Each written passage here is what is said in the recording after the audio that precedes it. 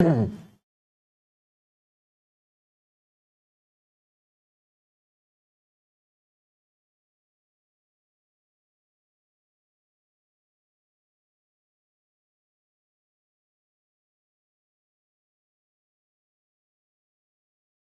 जी, good morning जी, good morning. कैसे हैं आप लोग? सुप्रभात सुप्रभात सुप्रभात। प्रदीप, पायल, मुख्तार, अभिषेक, देवेंद्र, सुशील, ऋषिका, प्रदीप, नम्रता, निखिल कह रहे हैं सर आपको नितिन सर ने जल्दी उठा दिया। अरे भाई, मालिक आदमी है, हम नौकर आदमी, आदेश मानना पड़ता है, क्या करेंगे। यश, निखिल, अरे भाई ऐसी कोई बात नहीं है, कभी कभी एडजस्टमेंट्स होते रहते हैं। चलो, आदित्य, स्वागत। आशुतोष, मैंने टीडीएस टीसीएस फाइल के लिए बोल दिया है मैनेजर को, आज अपलोड हो जाएगा आप लोग का। अपलोड होकर वो अनाउंसमेंट डाल देंगे, ऐप पे अपलोड करवा के अनाउंसमेंट डलवा देंगे। चलो, मैं बहुत बढ़िया। मुस्कान, आप बताओ, आप कैसे हो?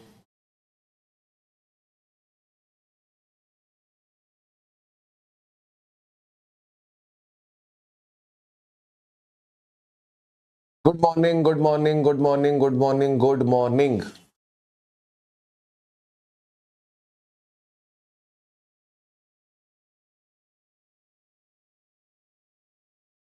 आओ जी, चलो जी। लास्ट हम लोग क्या कर रहे थे सर? लास्ट हम लोग कर रहे थे प्लेस ऑफ सप्लाई, और कल हम लोगों ने किए थे कुछ सेक्शंस। कुछ सेक्शंस किए थे हम लोगों ने, 12/7 से स्टार्ट कर दिया था, राइट? हम लोगों ने 12/7 से स्टार्ट कर दिया था।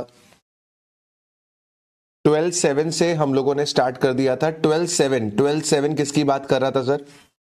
सर 12/7 बात कर रहा था organising event and sponsorship service की।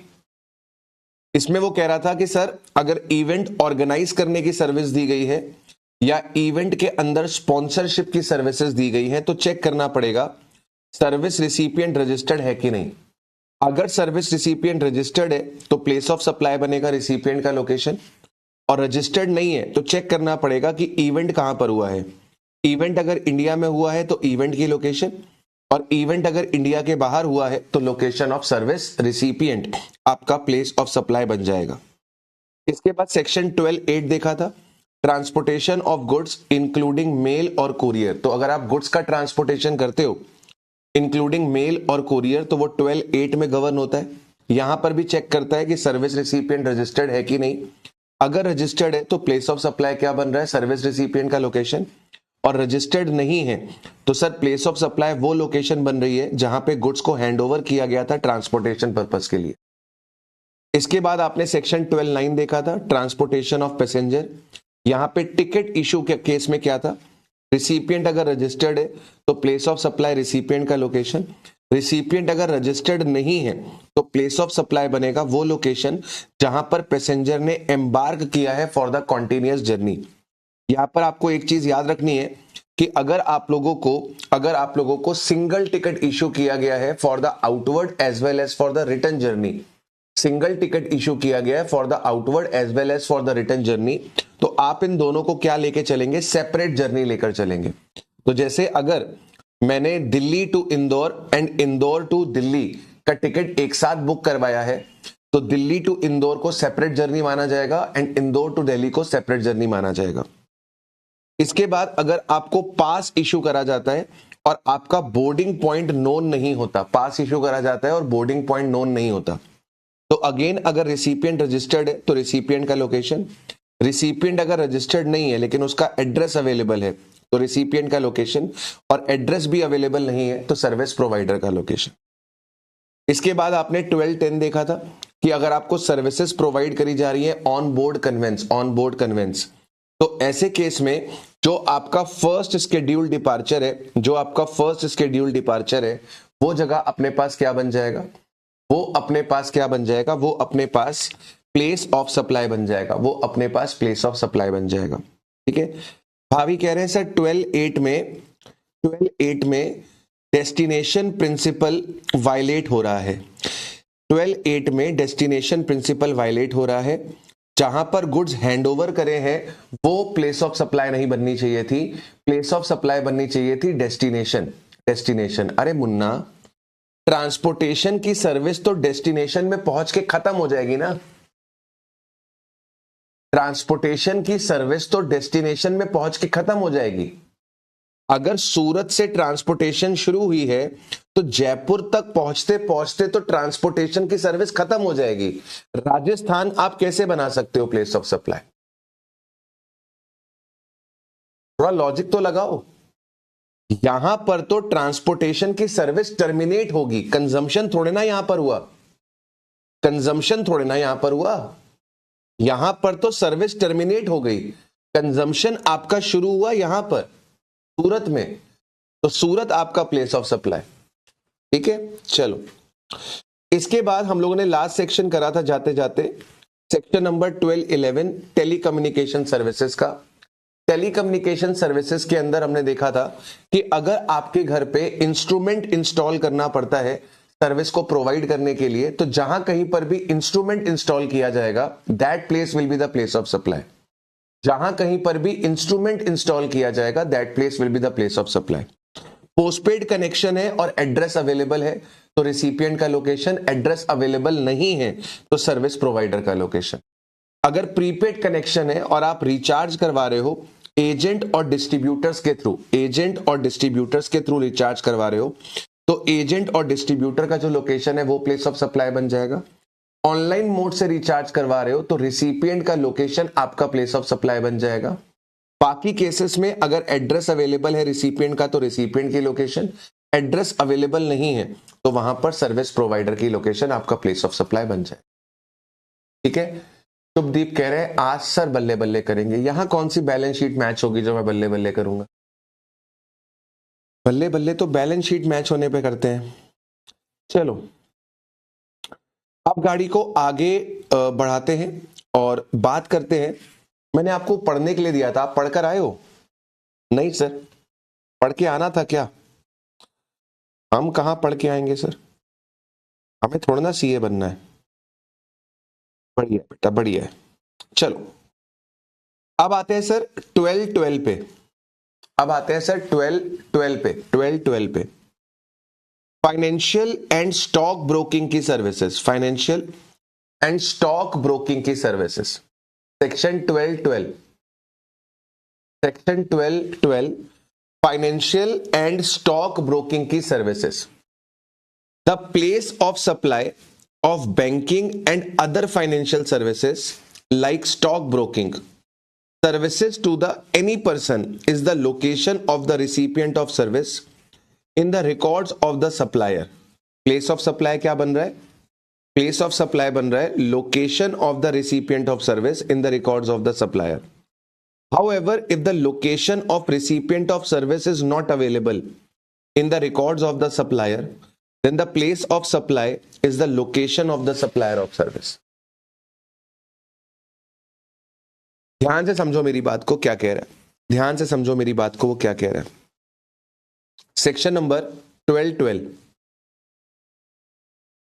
Section number 12-12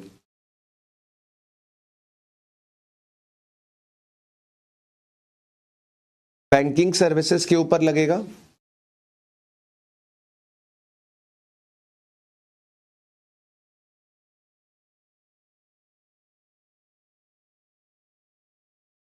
and stock broking की सर्विसेज पे लगेगा।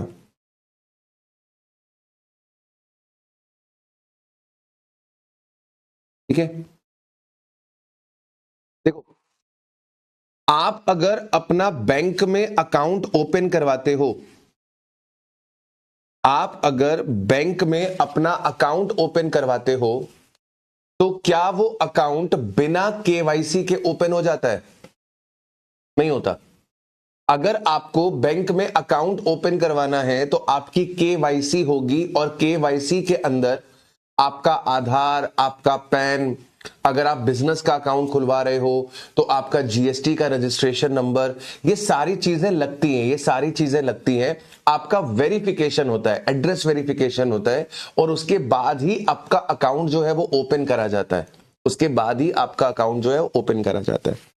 तो आप अगर बैंक के पास जा रहे हो, अपना अकाउंट खुलवाते हो बैंक में, बैंक के पास जा रहे हो, बैंक के पास आप अपना अकाउंट खुलवाते हो, तो ऐसा हो ही नहीं सकता कि बैंक के पास आपका एड्रेस ना हो।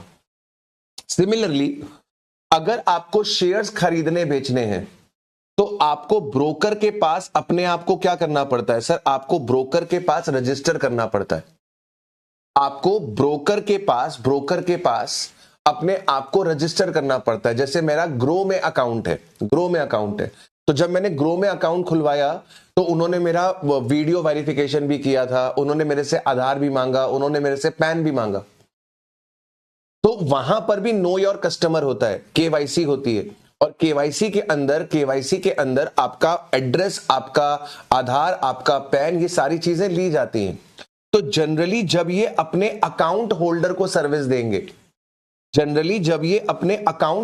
सर्विस देंगे, तो बाबू हमेशा इनके पास अपने रिसिपिएंट का, सर्विस रिसिपिएंट का एड्रेस अवेलेबल होगा। तो प्लेस ऑफ सप्लाई क्या बनेगी? प्लेस ऑफ सप्लाई बनेगी रिसिपिएंट की लोकेशन। लेकिन अच्छा, कई बार ऐसा होता है कि बैंक ऐसे भी पर्सन को सर्विस देता है जो उसके यहां पर अकाउंट होल्डर नहीं है। बैंक कई बार ऐसे लोगों को भी सर्विस देता है जिनका उस बैंक में अकाउंट नहीं है।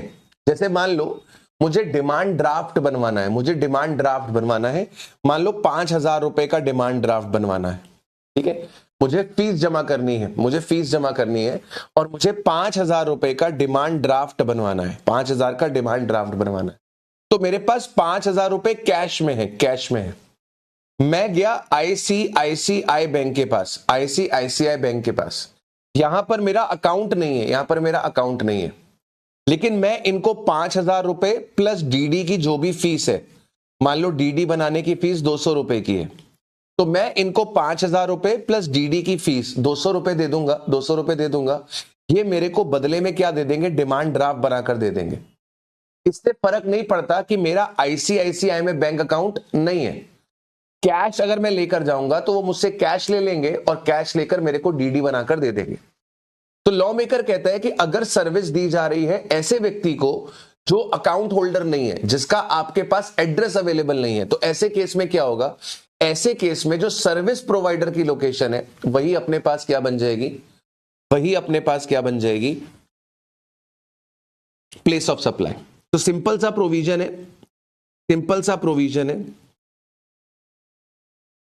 प्रोविजन है कि सर अगर आप अकाउंट होल्डर को सर्विस दोगे तो आपके पास हमेशा एड्रेस अवेलेबल होगा, और अगर आप नॉन अकाउंट होल्डर को दोगे तो शायद आपके पास एड्रेस अवेलेबल ना हो। तो आपको बस क्या चेक करना है? आपको बस ये चेक करना है कि सर्विस रिसिपिएंट का एड्रेस अवेलेबल है ऑन रिकॉर्ड की नहीं। अगर आप कहते हो हां सर एड्रेस अवेलेबल है, तो प्लेस ऑफ सप्लाई क्या होगा?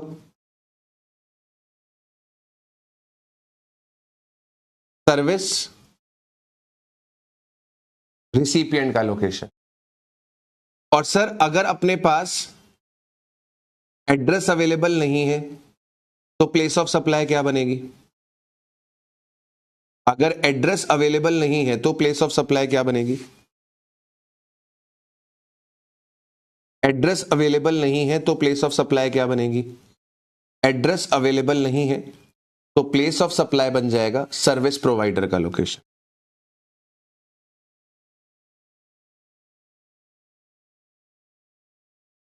एड्रेस प्लेस ऑफ सप्लाई क्या बन जाएगा? सर्विस प्रोवाइडर का लोकेशन। आइए एग्जाम्पल दिया हुआ है तो रीड कर लेते हैं। दिया हुआ है, देखिए, मिस्टर देवदास चेन्नई के हैं, बाय करते हैं shares from a broker in BSE Mumbai. The place of supply is the location of recipient of service in the records of supplier. तो अगर आप ब्रोकर के पास जाके शेयर्स खरीदोगे तो ये पक्का होगा, पक्का होगा, पक्का होगा कि सर आपके पास रिसिपिएंट का एड्रेस होगा। ऐसा हो ही नहीं सकता कि ब्रोकर के पास सर्विस रिसिपिएंट का एड्रेस होना, हो ही नहीं सकता।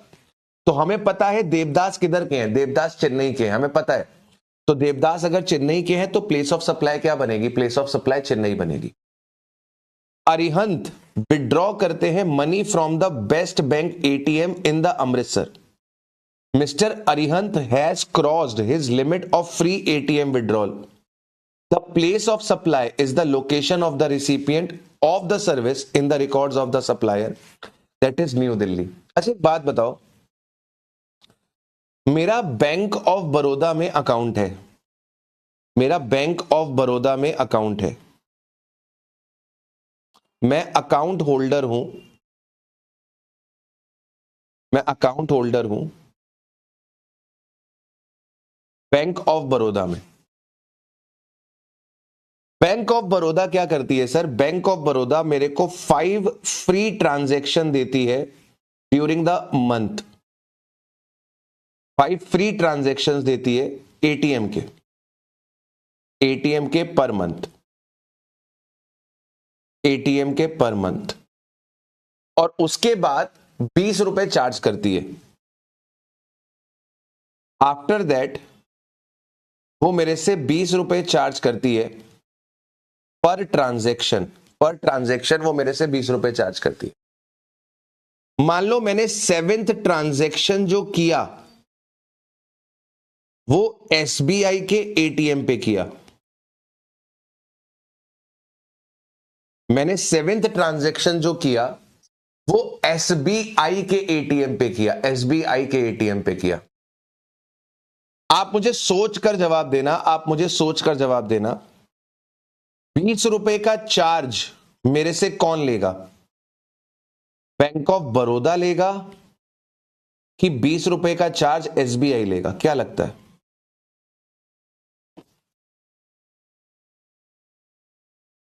मेरे पास बैंक ऑफ बड़ौदा का एटीएम कार्ड है, महीने के 5 फ्री ट्रांजैक्शन मिलते हैं, 5वें के बाद मैं जितने भी ट्रांजैक्शन करूंगा मुझे 20 रुपए देने पड़ेंगे। मैंने 7वां ट्रांजैक्शन एसबीआई के एटीएम पे किया, एसबीआई के एटीएम पे किया, एसबीआई के एटीएम पर किया और अपना बीओबी का एटीएम कार्ड डाला। यहां पर विड्रॉल करने के लिए मैंने बीओबी का एटीएम यूज किया। तो मेरे 20 रुपए जो खाते से कटेंगे वो कहां से कटेंगे, कौन चार्ज करेगा? 20 रुपए कौन चार्ज करेगा सर? 20 रुपए बैंक ऑफ बड़ौदा चार्ज करेगा। 20 रुपए कौन चार्ज करेगा? बैंक ऑफ बड़ौदा चार्ज करेगा, बीओबी चार्ज करेगा ना भाई। मुझे सर्विस देने वाला कौन है? बीओबी। अब बीओबी और एसबीआई का आपस में क्या एग्रीमेंट है ये मुझे क्या बताओ? मैं किसका अकाउंट होल्डर हूं? मैं बीओबी का अकाउंट होल्डर हूं, मैं बीओबी का अकाउंट होल्डर हूं। तो मुझसे जो 20 रुपए का चार्ज लिया जाएगा वो एसबीआई कैसे ले सकता है? मेरा एसबीआई के साथ कोई कॉन्ट्रैक्ट ही नहीं है, मेरा कॉन्ट्रैक्ट तो बीओबी के साथ है। तो मुझसे जो 20 रुपए चार्ज हो रहे हैं पर ट्रांजैक्शन वो कौन चार्ज करेगा? बीओबी चार्ज करेगा, बीओबी चार्ज करेगा। सर इस 20 रुपीस के ऊपर जीएसटी भी लगेगी बेटा? बिल्कुल लगेगी। इस 20 रुपीस के ऊपर जीएसटी भी लगेगी, इस 20 रुपीस के ऊपर जीएसटी भी लगेगी। अब सर जीएसटी लगाने के लिए तो देखना पड़ेगा ना कि ट्रांजैक्शन इंट्रा स्टेट है कि इंटर स्टेट है, देखना पड़ेगा ट्रांजैक्शन इंट्रा स्टेट है कि इंटर स्टेट है। अब सोच कर बताओ, क्या एटीएम किसी नॉन अकाउंट होल्डर के पास हो सकता है? नहीं, एटीएम तो अकाउंट होल्डर के पास होता है, जिसका बीओबी में अकाउंट होगा उसी के पास एटीएम होगा। अच्छा, अगर मेरे पास बीओबी में अकाउंट है इसका मतलब मेरी केवाईसी हुई होगी, मेरी केवाईसी हुई होगी मतलब मेरा एड्रेस बीओबी के पास अवेलेबल होगा, मेरा एड्रेस बीओबी के पास अवेलेबल होगा। तो प्लेस ऑफ सप्लाई क्या बन जाएगी सर? यहां पर प्लेस ऑफ सप्लाई बन जाएगी सर्विस रिसिपिएंट का लोकेशन, दैट इज जो भी मिस्टर जे का लोकेशन रहेगा, जो भी मिस्टर जे का लोकेशन। ठीक है, चलो अगला एग्जांपल क्या कह रहा है? Rishabh from Varanasi Uttar Pradesh visit a bank registered in New Delhi to get a demand draft made. Rishabh does not have any account with the said bank. Rishabh Varanasi के, ऋषभ वाराणसी के, और ये दिल्ली के एक बैंक में जाते हैं डिमांड ड्राफ्ट बनवाने के लिए, और उस बैंक में ऋषभ का कोई भी अकाउंट नहीं है। इसका मतलब अगर बैंक में अकाउंट नहीं है तो बैंक वालों के पास केवाईसी नहीं है, बैंक वालों के पास केवाईसी नहीं है मतलब ऋषभ का एड्रेस नहीं है। Therefore since the location of recipient is not available in the records of the supplier, क्योंकि अकाउंट होल्डर नहीं है तो उसका एड्रेस अवेलेबल नहीं है, और जब एड्रेस अवेलेबल नहीं है तो फिर प्लेस ऑफ सप्लाई क्या बनेगा? सर्विस प्रोवाइडर का लोकेशन। सर्विस प्रोवाइडर का लोकेशन, सर्विस प्रोवाइडर किधर का है? दिल्ली का। Delhi will be the place of supply. तो बिल्कुल सिंपल है। बैंक के केस में, स्टॉक ब्रोकिंग के केस में, बैंक के केस में और स्टॉक ब्रोकिंग के केस में यू हैव टू चेक कि आपके पास रिसिपिएंट का एड्रेस अवेलेबल है कि नहीं। यू हैव टू चेक कि रिसिपिएंट का एड्रेस अवेलेबल है कि नहीं, और अगर रिसिपिएंट का एड्रेस अवेलेबल है तो प्लेस ऑफ सप्लाई बन जाएगा रिसिपिएंट का लोकेशन, और एड्रेस अवेलेबल नहीं है तो प्लेस ऑफ सप्लाई बन जाएगा सर्विस प्रोवाइडर का location. Simple, very easy. Let's move on to the next section, section number 12-13। Let's move on to the next section, section 12-13। Section 12-13, 12-13 किसकी बात करता है? 12-13 बात करता है इंश्योरेंस सर्विस की। इंश्योरेंस सर्विस की। किशन कुमार कह रहे हैं फिर वाराणसी क्या है? अरे वाराणसी तो तुम्हें और मुझे पता है ना कि ऋषभ वाराणसी का है। बैंक को थोड़ा ना पता है कि ऋषभ वाराणसी का है। बैंक को थोड़े ना पता है कि ऋषभ वाराणसी का है। बैंक में तो ऋषभ का अकाउंट ही नहीं है। ठीक है, क्वेश्चन आपको बता रहा है, क्वेश्चन आपको बता रहा है कि ऋषभ वाराणसी का है, और उसका बैंक में अकाउंट नहीं है, और बैंक में अकाउंट नहीं है मतलब बैंक को उसका एड्रेस नहीं पता। ठीक है, insurance service, insurance service section 12-13। आप मुझे सोचकर बताना, इंश्योरेंस कंपनी क्या ऐसे व्यक्ति को सर्विस देगी जिसने इंश्योरेंस पॉलिसी ना ले रखी हो? जैसे बैंक एक नॉन अकाउंट होल्डर को सर्विस देता है, बैंक एक नॉन अकाउंट होल्डर को सर्विस देता है, क्या ऐसा ही इंश्योरेंस कंपनी के साथ भी होता होगा कि किसी ने इंश्योरेंस पॉलिसी नहीं भी ले रखी, उसको इंश्योरेंस कंपनी सर्विस दे रही है? नहीं, ऐसा कभी नहीं हो सकता। इंश्योरेंस कंपनी उसी को सर्विस देगी जिसने इंश्योरेंस पॉलिसी ली होगी, और जब आप इंश्योरेंस पॉलिसी लेते हो तो केवाईसी होती है, नो योर कस्टमर, और उसके अंदर आपका आधार, आपका पैन ले लिया जाता है। यानी कि इंश्योरेंस कंपनी जब अपने इंश्योरेंस पॉलिसी होल्डर को सर्विस देती है तो हमेशा उसके पास एड्रेस अवेलेबल होता है, हमेशा एड्रेस अवेलेबल होता है, और अगर एड्रेस अवेलेबल होता है तो प्लेस ऑफ सप्लाई क्या बनेगी? Location of recipient. The place of supply of insurance service is the location of recipient when provided to a registered recipient. If such service are provided to a person other than registered person, the place of supply is the location of recipient of service in the records of the supplier of service. अब तुम ध्यान से देखो, कह रहा है कि अगर रजिस्टर्ड व्यक्ति को सर्विस दी, अगर रजिस्टर्ड व्यक्ति को service the, then also location of recipient, और अगर अदर देन रजिस्टर्ड व्यक्ति है then also location of recipient, जो as per records of the supplier है, जो as per records of the supplier है। ठीक है, ठीक है। तो बाबू यहां पर इंश्योरेंस सर्विस के केस में क्या होने वाला है? इंश्योरेंस सर्विस के केस में क्या होने वाला है? इंश्योरेंस सर्विस के केस में क्या होने वाला है? इंश्योरेंस सर्विस के केस में क्या होने वाला है? ठीक है,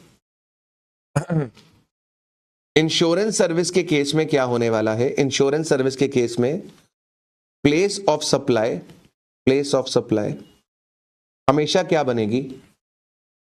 हमेशा क्या बनेगी? Location of service recipient. Place of supply हमेशा क्या बनेगी? लोकेशन ऑफ सर्विस रिसिपिएंट, चाहे वो रजिस्टर्ड हो चाहे वो अनरजिस्टर्ड हो। चाहे वो रजिस्टर्ड हो चाहे वो अनरजिस्टर्ड हो, हमेशा सर्विस रिसिपिएंट की जो लोकेशन होगी वही आपके लिए प्लेस ऑफ सप्लाई बनेगी। एग्जाम्पल देखिएगा, मिस्टर शांताराम सीईओ है शौर्य लिमिटेड के, Mumbai, a company registered in Maharashtra. तो शौर्य लिमिटेड महाराष्ट्र में रजिस्टर्ड है। इन्होंने इंश्योरेंस कवर लिया है for the inventory stored in the companies factory located at Mumbai. तो इन्होंने अपने स्टॉक का इंश्योरेंस करवाया है किनसे? From excellent insurer, Chennai based company है, चेन्नई बेस्ड कंपनी ने मुंबई बेस्ड कंपनी का स्टॉक इंश्योरेंस किया। चेन्नई बेस्ड कंपनी ने मुंबई बेस्ड कंपनी का स्टॉक इंश्योरेंस किया। कंपनी रजिस्टर्ड है मुंबई में, तो प्लेस ऑफ सप्लाई क्या बनेगी सर? प्लेस ऑफ सप्लाई बनेगी मुंबई, जहां पर सर्विस रिसिपिएंट रजिस्टर्ड है, that will be the place of supply of service. इसके बाद आता है मिस बारबी एक अनरजिस्टर्ड रेसिडेंट है कलकत्ता की, goes to her native place Patna Bihar and buys a medical insurance policy for her parents. अब जरा ध्यान से समझिएगा, बारबी कलकत्ता की है, अनरजिस्टर्ड है, अपनी नेटिव प्लेस पे जाती है। नेटिव प्लेस क्या होती है? माता पिता के पास। नेटिव प्लेस पे जाती है पटना बिहार, और वहां पर अपने माता पिता के लिए यह मेडिकल इंश्योरेंस पॉलिसी लेती है from the safe insurer Patna. मेरा सवाल आपसे यह है कि इंश्योरेंस कंपनी के लिए रिसिपिएंट कौन है? बारबी रिसिपिएंट है कि बारबी के माता पिता रिसिपिएंट है? रिसिपिएंट कौन है? इंश्योरेंस कंपनी मेडिकल इंश्योरेंस की सर्विस किसको दे रही है? इंश्योरेंस कंपनी मेडिकल इंश्योरेंस की सर्विस किसको दे रही है? बारबी को दे रही है कि बारबी के माता पिता को दे रही है? सर माता पिता को दे रही है। बारबी तो केवल प्रीमियम भरेगी। मेडिकल इंश्योरेंस किसका हुआ है? माता पिता का। तो कल को माता पिता अगर बीमार होंगे तो उनके मेडिकल का बिल कौन भर देगा? Insurance company. पॉलिसी बारबी ले रही है, लेकिन इंश्योर्ड कौन हो रहा है? इंश्योर्ड पेरेंट्स हो रहे हैं। इंश्योरी किसको माना जाएगा? इंश्योरी पेरेंट्स को माना जाएगा, क्योंकि सर्विस बारबी को नहीं मिलेगी, इंश्योरेंस की सर्विस तो माता पिता को मिलेगी। तो यहां पर प्लेस ऑफ सप्लाई क्या बनेगा सर? यहां पर प्लेस ऑफ सप्लाई बनेगा लोकेशन ऑफ द रिसिपिएंट, और रिसिपिएंट की लोकेशन क्या है? पटना।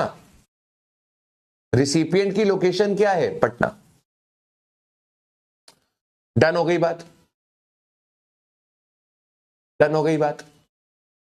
हाँ सर, डन हो गई, क्लियर हो गया। चलिए लास्ट सेक्शन आ गया आपका, सेक्शन 12 का लास्ट पॉइंट आ गया है 12-14। सेक्शन 12 का लास्ट पॉइंट आ गया है 12-14। देखो 12-14 आपके एग्जाम के लिए लीस्ट इंपॉर्टेंट है, आपके एग्जाम के लिए लीस्ट इंपॉर्टेंट है। ठीक है, इसमें मैं आपको जितना ज्ञान दूंगा आप केवल उतना ज्ञान ले लेना, उससे ज्यादा की आपको जरूरत नहीं है। ठीक है, चलिए। Advertisement services to the government. बिल्कुल अभिषेक, यहां पे बारबी रजिस्टर्ड होती फिर भी आंसर सेम होता, क्योंकि इंश्योरेंस पॉलिसी बारबी के नाम पर नहीं निकलेगी, इंश्योरेंस पॉलिसी पेरेंट्स के नाम पर निकलेगी। Barbie is just paying a premium, जैसे आपकी फीस आपके माता पिता ने पे करी है, लेकिन क्लासेस आपको दी जा रही हैं, तो रिसिपिएंट आप हो, माता पिता थोड़ा ना रिसिपिएंट है। माता पिता ने तो केवल फीस दी है, आपका एडमिशन करवाया है। ठीक है, वैसे ही बारबी ने अपने माता पिता के लिए इंश्योरेंस पॉलिसी ली है, प्रीमियम भर रही है। रिसिपिएंट किसको माना जाएगा? पेरेंट्स को माना जाएगा। चलिए जरा ध्यान से 1214 का जो हेडिंग है वो रीड करिए, क्या लिखा हुआ है। 1214 की हेडिंग में लिखा है advertisement services to the government. To the government, हम एडवर्टीजमेंट सर्विस किसको दे रहे हैं? गवर्नमेंट को दे रहे हैं। यानी कि 1214 केवल किस केस में लगेगा? 1214 केवल किस केस में लगेगा? जब आप एडवर्टीजमेंट सर्विसेज दोगे,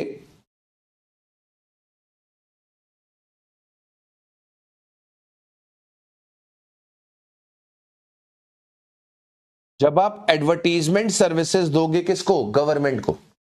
गवर्नमेंट को। क्लियरली यहां पर क्या लिखा हुआ है? To government. To government. आप एडवर्टीजमेंट सर्विसेज किसको दे रहे हो? आप एडवर्टीजमेंट सर्विसेज दे रहे हो to government. To government. To government.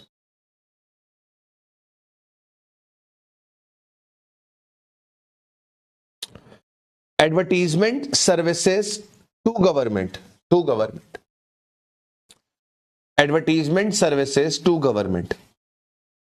यहां पर क्या बोल रहा है कि आप एडवर्टीजमेंट सर्विस दे रहे हो सेंट्रल गवर्नमेंट को, स्टेट गवर्नमेंट को, किसी स्टैट्यूटरी बॉडी को, किसी लोकल अथॉरिटी को, मेंट फॉर द स्टेट और the union territory identified in the contract और एग्रीमेंट। यानी कि एडवर्टीजमेंट सर्विस किसको मिल रही है? सेंट्रल गवर्नमेंट को, स्टेट गवर्नमेंट को, किसी भी लोकल अथॉरिटी को, म्युनिसिपैलिटी को। ठीक है, लोकल अथॉरिटी का मतलब क्या हो गया? म्युनिसिपैलिटी को। मेंट फॉर द स्टेट और the union territory identified in the contract और एग्रीमेंट। प्लेस ऑफ सप्लाई क्या बनेगा? प्लेस ऑफ सप्लाई बनेगा ईच सच स्टेट और union territory where the advertisement is broadcasted, run, played और disseminated. डिससेमिनेटेड मतलब जहां पर दिखाया गया। ठीक है, ईच ऑफ सच स्टेट और the union territory where the advertisement is broadcasted, run, played और डिससेमिनेटेड। ठीक है, तो प्लेस ऑफ सप्लाई क्या बनेगी? प्लेस ऑफ सप्लाई बनेगी each such state, each such state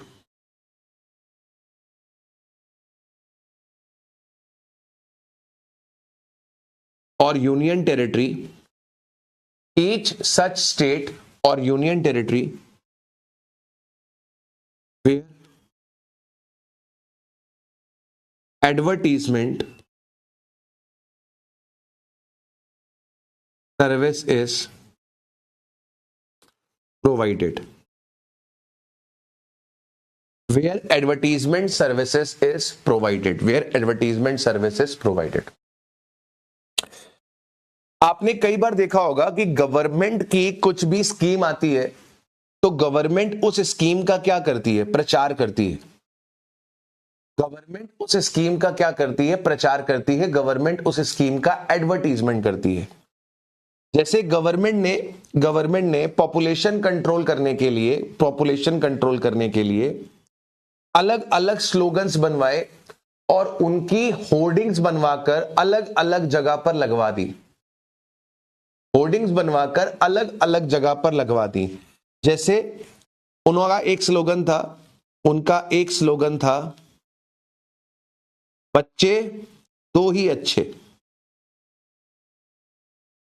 बच्चे दो ही अच्छे,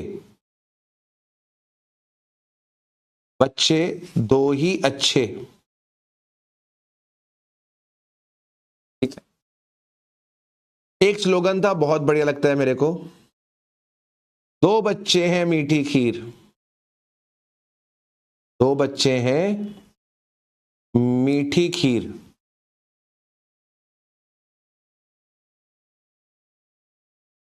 बाकी हैं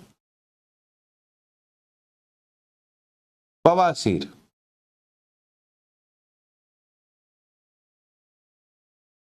ठीक है, ठीक है, तो इस तरीके का स्लोगन गवर्नमेंट ने बनवाया, इस तरीके का स्लोगन गवर्नमेंट ने बनाया और इसकी क्या करी बेटा, इसकी होर्डिंग्स बनवा दी। इन स्लोगन्स की क्या करी बेटा, इन स्लोगन्स की होर्डिंग्स बनवा दी, होर्डिंग्स। ठीक है, इन स्लोगन्स की क्या कर दी सर, इन स्लोगन्स की होर्डिंग बनवा दी, होर्डिंग। अब होर्डिंग बनवाकर क्या किया, कितनी होर्डिंग बनवाई बेटा, मान लो 500 होर्डिंग बनवाई। कितनी होर्डिंग बनवाई, 500 होर्डिंग बनवाई। और ये 500 होर्डिंग में से 100 होर्डिंग्स लगाई गई बिहार में, 100 होर्डिंग्स लगाई गई यूपी में, आपकी 50 होर्डिंग लगाई गई दिल्ली में, 50 होर्डिंग्स लगाई गई पंजाब में। ठीक है, इसके बाद आपकी 100 होर्डिंग्स लगवाई गई जम्मू एंड कश्मीर के अंदर, एंड लास्टली आपकी 100 होर्डिंग्स लगाई गई महाराष्ट्र के अंदर। 100 होर्डिंग्स लगवा दी गई महाराष्ट्र के अंदर, महाराष्ट्र के अंदर। अभी प्लीज जरा आप मेरे को बताना, प्लीज मेरे को बताना, प्लेस ऑफ सप्लाई क्या होगा सर, प्लेस ऑफ सप्लाई होगा ईच सच स्टेट।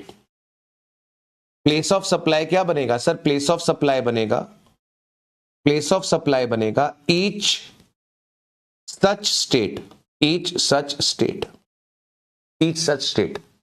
और मान लो यहां पर जो वैल्यू थी इन होर्डिंग्स का, इन एडवर्टीजमेंट का जो वैल्यू था वो था मान लो 5 लाख रुपए का, वो था मान लो 5 लाख रुपए का, 5 लाख रुपए का। तो अब आप किस रेशियो में अपोर्शन करोगे इस 5 लाख को सर, जिस रेशियो में होर्डिंग लगाई गई है, जिस रेशियो में होर्डिंग लगाई गई है उसी रेशियो में अपोर्शन कर देंगे, उसी रेशियो में अपोर्शन कर देंगे। तो 100:100:50:50:100:100, यानी कि आपका क्या रेशियो यूज हो जाएगा, 2:2:1:1:2:2। इस रेशियो में हम क्या कर देंगे, इसको डिवाइड कर देंगे, इस रेशियो में हम इसे क्या कर देंगे, डिवाइड कर देंगे। इसी तरीके से आप देखते हो टेलीविजन में भी एड आती है गवर्नमेंट की, टेलीविजन में भी एड आती है गवर्नमेंट की। पहले आया करती थी अमिताभ बच्चन जी आते थे और कहते थे कुछ दिन तो पधारो गुजरात में। ठीक है, एक एमपी की बहुत बढ़िया एड आया करती थी, शेर देखा, हाथी देखा, भालू देखा, सांची स्तूपा देखा, आपने शायद नहीं देखी होगी, बहुत पहले आती थी, एमपी की एड आती थी, बहुत बढ़िया एड बनाते थे वो लोग। तो वो एड आपकी चलती थी टीवी पे, वो एड चलती थी रेडियोस पे। तो उस केस में कैसे अपोर्शन करोगे, अगर एड चल रही है टीवी पे, अगर एड चल रही है टीवी पे तो आप उसे कैसे अपोर्शन करोगे, अगर आपकी एड चल रही है टेलीविजन पे तो आप उसे कैसे अपोर्शन करोगे। तो आपको पता है आपका एक ब्रॉडकास्ट ऑडियंस रिसर्च काउंसिल है, BARC, broadcast audience research council, broadcast audience research council, ये क्या करती है, ये व्यूअरशिप एसरटेन करती है, ये व्यूअरशिप एसरटेन करती है। जैसे मान लो एड चल रही है आपकी, मान लो एड चल रही है आपकी आज तक पे, मान लो एड चल रही है आपकी आज तक पे, तो ये BARC क्या करेगा, BARC व्यूअरशिप पता करेगा कि आज तक की व्यूअरशिप कितनी है, आज तक की व्यूअरशिप कितनी है, और ये व्यूअरशिप कौन सा उठाया जाएगा, लास्ट वीक का उठाया जाएगा of a given quarter, last week का उठाया जाएगा of a given quarter is used for calculating the viewership of the succeeding quarter. ठीक है, तो BARC का व्यूअरशिप का डेटा उठाया जाएगा पिछले क्वार्टर का, और उसके बेसिस पर क्या कर दिया जाएगा, इसे बांट दिया जाएगा। उसके बेसिस पर इसे बांट दिया जाएगा। तो बीएआरसी बता देगा कि कौन कौन से स्टेट पे कितने व्यूअर्स थे। बीएआरसी बता देगा कौन कौन से स्टेट्स में कितने व्यूअर्स थे, नंबर ऑफ व्यूअर्स आपको मिल जाएंगे हर स्टेट के। आप फिर उस बेसिस पर इसे क्या कर दोगे, अपोर्शन कर दोगे।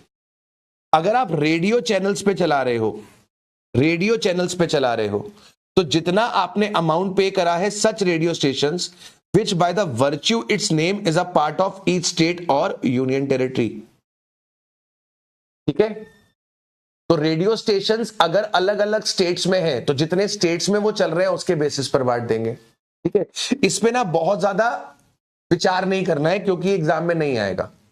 ये वाला पॉइंट आपका एग्जाम में नहीं आएगा, ये वाला पॉइंट आपका एग्जाम में नहीं आएगा। अगर मान लो आएगा भी तो वो क्वेश्चन अपने आप तुमको बेसिस फॉर अपॉर्शनमेंट बता देगा, वो तुमको अपने आप बेसिस फॉर अपॉर्शनमेंट बता देगा। जैसे अगर मान लो तुम न्यूज़पेपर में कर रहे हो, न्यूज़पेपर में कर रहे हो, तो यहां पर क्या हो जाएगा, यहां पर जितनी तुम्हारी कॉपीज बिकी होंगी न्यूज़पेपर की हर स्टेट में, उसके बेसिस पे अपॉर्शन कर दोगे।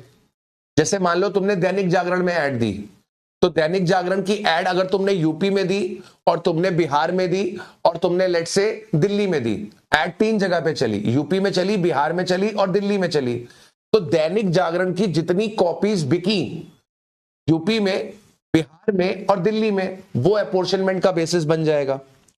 अगर तुमने इसे पैम्फलेट्स पे प्रिंट करा है, तुमने इन्हें पैम्फलेट्स पे प्रिंट करा है, तुमने इन्हें टी शर्ट्स पे प्रिंट करा है, कैलेंडर पे प्रिंट करा है, डायरी पे प्रिंट करा है, तो जितनी प्रिंट हुई है टी शर्ट्स, डायरी, पैम्फलेट, और जिस जिस स्टेट में डिस्ट्रीब्यूट हुई है उस रेशियो में हो जाएगा। जैसे मान लो तुमने 50 लाख पैम्फलेट छपवाए, तुमने 50 लाख पैम्फलेट छपवाए, जिसमें से 20 लाख पैम्फलेट तुमने यूपी में यूज करे, 20 लाख पैम्फलेट तुमने बिहार में यूज करे, 10 लाख पैम्फलेट तुमने दिल्ली में यूज करे, तो तुम्हें रेशियो मिल गया 2:2:1, 2:2:1।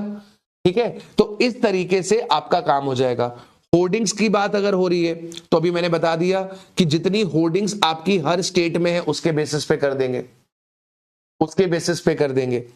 इसके बाद अगर ट्रेन के ऊपर तुम ऐड करते हो, देखा होगा आपने ट्रेन में भी ऐड चलती है, नोटिस किया है कभी? अगर शताब्दी पे आप गए हो तो जहां पर आप लगेज रखते हो अपना, वहां पर रनिंग पट्टी चल रही होती है, उस पट्टी पे कुछ स्टिकर लगा होता है, ऐड चल रही होती है उस पर। जो आपके कोचेस होते हैं, जो ट्रेन के कोचेस होते हैं, कोचेस के बाहर बड़ी बड़ी ऐड लगा दी जाती है, बड़ी बड़ी ऐड लगा दी जाती है, स्टिकर्स प्रिंट कर दिए जाते हैं। ठीक है, तो अगर ट्रेन पे आपने ऐड करी, तो ट्रेन तो क्या है, जैसे मान लो ट्रेन जो है वो बिहार से आ रही है, ट्रेन बिहार से आ रही है, पटना से आ रही है, पटना से होती हुई यूपी आएगी, कानपुर आएगी, कानपुर के बाद वो जाएगी दिल्ली, तो 3 स्टेट्स कवर कर रही है ट्रेन कहां से आ रही है, पटना बिहार से आ रही है, पटना बिहार से होती हुई यूपी में एंटर करी, यूपी में कानपुर के में आ गई, और फिर कानपुर से होते होते वो दिल्ली चली गई।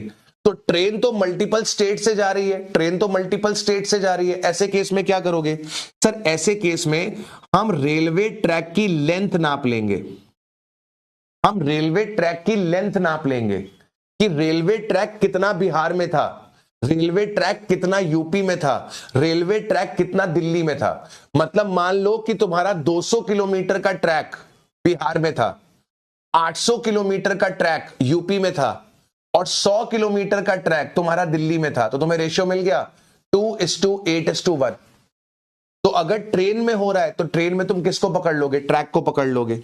ठीक है, रेलवे टिकट्स पे अगर कर रहे हो, रेलवे टिकट्स पे अगर आप कर रहे हो, कभी कभी टिकट्स के पीछे देखना, हम लोग तो आज ऑनलाइन बुक करा लेते हैं आईआरसीटी से, लेकिन अगर तुम ऑनलाइन बुक नहीं करा रहे हो, रेलवे स्टेशन में जाकर अगर टिकट बुक करा रहे हो, तो वो तुमको टिकट देते हैं, टिकट के पीछे देखना, कई बार तुमको ऐड दिखेगी। अगर तुम रेलवे स्टेशन में जाके टिकट बुक कराओगे तो टिकट जब तुमको वो इश्यू करता है, फिजिकल टिकट जब तुमको देता है, तो फिजिकल टिकट के पीछे देखना आपको ऐड दिखाई देगा।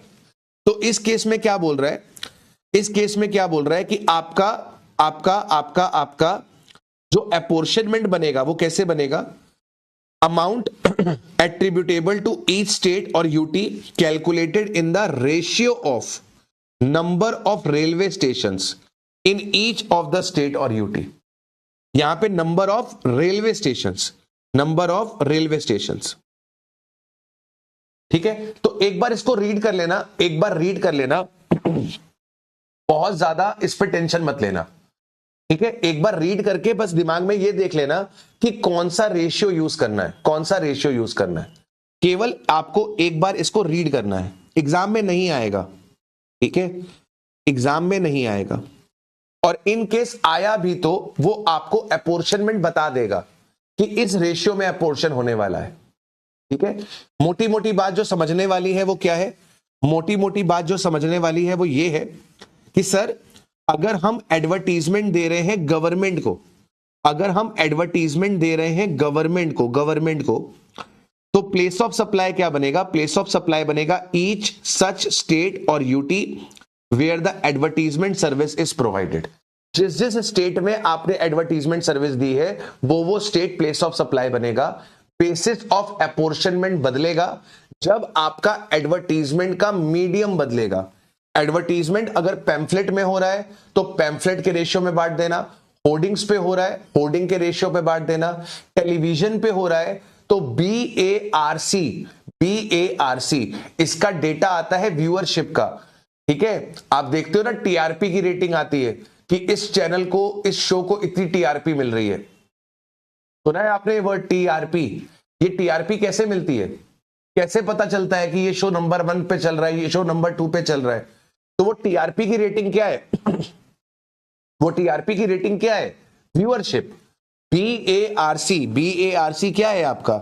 BARC क्या है आपका? Broadcast audience research council. BARC देखता है कि कौन सा चैनल, कौन सा शो सबसे ज्यादा देखा जा रहा है, कौन सा चैनल, कौन सा शो सबसे ज्यादा देखा जा रहा है, उस वक्त पे उस शो पे देखने वाले कितने लोग थे। जैसे कोई शो 9 बजे आता है, कोई शो 9 बजे आता है, तो 9 बजे कौन से चैनल पे कौन सा शो सबसे ज्यादा देखा जा रहा है, तो ये BARC व्यूअरशिप एसरटेन करता है। तो व्यूअरशिप के बेसिस पर आप क्या कर दोगे, अपोर्शन कर दोगे। अगर ट्रेन में ऐड हो रही है तो ट्रेन के केस में आपने क्या देख लिया, आपने लेंथ चेक कर लेनी है, रेलवे ट्रैक की लेंथ चेक कर लेनी है। अगर टिकट पे हो रहा है तो नंबर ऑफ स्टेशंस के बेसिस पे कर देना। तो इस तरीके से एक बार इसको रीड मार लेना कि कहां कहां पर कौन कौन से बेसिस को यूज किया जाता है। ठीक है, आपकी सहूलियत के लिए मैंने नीचे कुछ एग्जांपल्स भी दे रखे हैं, मन करे तो इनको भी रीड कर लेना, मन करे तो इनको भी रीड करना, मन करे तो इनको भी रीड कर लेना। सर एक आप करा दो, सर एक आप करा दो, चलो एक मैं करा देता हूं। देखो जैसे आप एडवर्टीजमेंट दे रहे हो ट्रेन पे, आप एडवर्टीजमेंट दे रहे हो ट्रेन पे, जैसे मान लो ABC places an order on KL for the advertisement to be placed on a train with regard to the Janani Suraksha Yojana. जननी सुरक्षा योजना, ये कौन सी योजना होगी, ये कौन सी योजना होगी? सर जब मां बच्चे को जन्म देती है तो there is a life risk of mother. ऐसा हो सकता है कि बच्चे को जन्म देते वक्त, शिशु को जन्म देते वक्त जो माता है उसकी डेथ हो सकती है। तो जननी सुरक्षा योजना ये लेकर आया गया कि जब शिशु का जन्म हो तो जो जननी है, जो माता है, उसकी सेहत का भी ख्याल रखा जाए, जो माताओं का मोर्टेलिटी रेट है उसे कम किया जाए। इसकी एक योजना लाई गई, तो यहां पर एड कहां पर चलने वाली है, एड चलने वाली है ट्रेन पे, एड कहां पर चलने वाली है, ट्रेन पे। अब क्वेश्चन ने आपको बता दिया कि जो लेंथ ऑफ अ ट्रैक है in a state will vary from train to train. Obviously हर ट्रेन का अलग अलग रूट होता है, तो जब अलग अलग रूट होता है तो रेलवे ट्रैक की लेंथ भी अलग अलग होगी। Thus, for the advertisement to be placed on Hazrat Nizamuddin Vasco da Gama Goa express. Hazrat Nizamuddin Delhi में है, हजरत निजामुद्दीन दिल्ली का स्टेशन है, वास्को डिगामा गोवा का स्टेशन है। तो सर दिल्ली से गोवा एक ट्रेन जाने वाली है, ये कहां से चलेगी? विच runs through Delhi, Haryana, Uttar Pradesh, Madhya Pradesh, Maharashtra, Karnataka and Goa कितने स्टेट्स में जा रही है? Delhi, Haryana, UP, MP, Maharashtra, Karnataka, Goa. Place of supply क्या बनेगी? प्लेस ऑफ सप्लाई बनेगी each such state. Place of supply क्या बनेगी? प्लेस ऑफ सप्लाई बनेगी ईच सच स्टेट। अब इस पर्पस के लिए तुम्हें क्या करना पड़ेगा? तुम्हें लेंथ देखनी पड़ेगी कि लेंथ कितनी है। दिल्ली में रेलवे ट्रैक की लेंथ कितनी है, हरियाणा में कितनी है, यूपी में कितनी है, एमपी में कितनी है, महाराष्ट्र में कितनी है, कर्नाटक में कितनी है और गोवा में कितनी है। You have to see the length of the track which this train is going to cover. Length of the track which this train is going to cover. ठीक है, यहां पर केएल में ascertain the total length of the track from Hazrat Nizamuddin to Vasco da Gama as well as the length of the track in each of these states and the UT from the website of www.indianrail.gov.in। यहां पर आपको मिल जाएगा। Place of supply, place of supply क्या बनेगा? Place of supply Delhi भी बनेगा, हरियाणा भी बनेगा, यूपी भी बनेगा, एमपी भी बनेगा, महाराष्ट्र भी बनेगा, कर्नाटक भी बनेगा, गोवा भी बनेगा। ठीक है, अब इसने कह दिया कि मान लो कि रेशियो वर्क्स आउट हो गया, रेशियो वर्क्स आउट हो गया 0.5:0.5:2:3:3:1। ये रेशियो इन्होंने कहां से निकाला? ये रेशियो इन्होंने कहां से निकाला? सर ये रेशियो इन्होंने निकाला होगा कि हर स्टेट में कितना रेलवे ट्रैक का लेंथ है, उसके बेसिस पर ये रेशियो निकाल दिया। ये एडवर्टीजमेंट की कॉस्ट थी 1,20,000। इस 1,20,000 को इस पर्टिकुलर रेशियो में डिवाइड कर दिया जाएगा, आपके पास वैल्यू ऑफ सप्लाई आ जाएगी। ठीक है, मैं फिर से बोल रहा हूं, लोड मत लेना, just give it a plain reading. एक रीडिंग में आपके दिमाग में बात सेट हो जाएगी, कोई टेंशन नहीं है। ठीक है, चलिए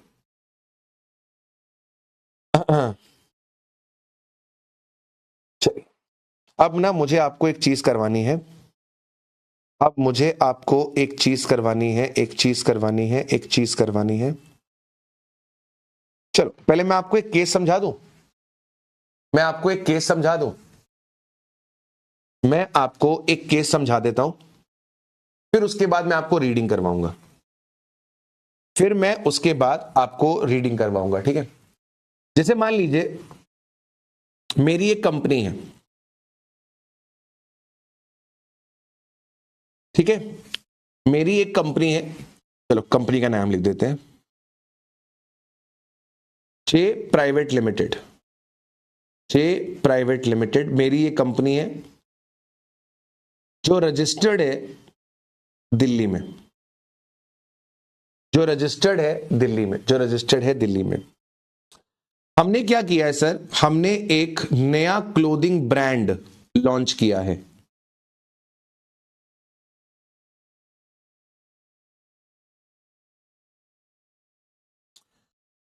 JSA क्लोथ्स, ठीक है, JSA क्लोथ्स, मामला आराम का है।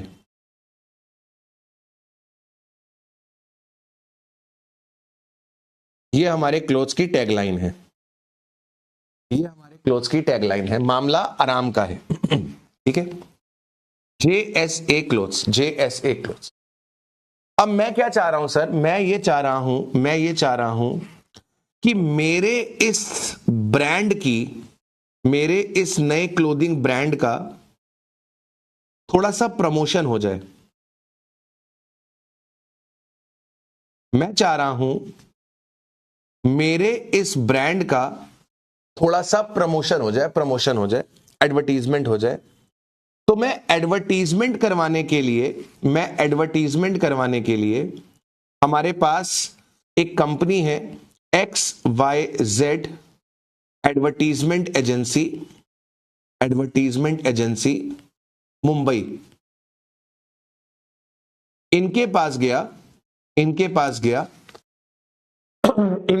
गया और मैंने इनसे कहा कि मुझे अपने ब्रांड का एडवर्टीजमेंट करवाना है। मैं चाह रहा हूं कि मेरे ब्रांड का एडवर्टीजमेंट हो। मुंबई में एक जगह है मरीन ड्राइव, हालांकि मैं कभी गया नहीं हूं, मैंने सुना है।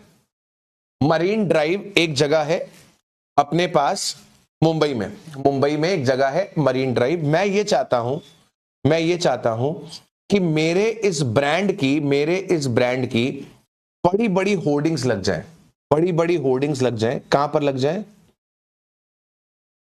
बड़ी बड़ी होर्डिंग्स लग जाए, कहां पर?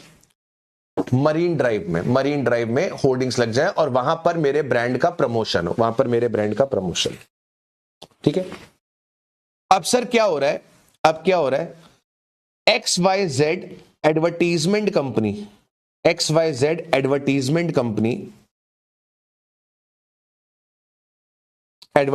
कंपनी एक बिल्डर के साथ एग्रीमेंट में जाती है। आपने देखा होगा बड़ी बड़ी बिल्डिंग्स रहती हैं और बिल्डिंग्स के ऊपर छत पे बड़ी बड़ी होर्डिंग्स होती हैं। नोटिस किया आपने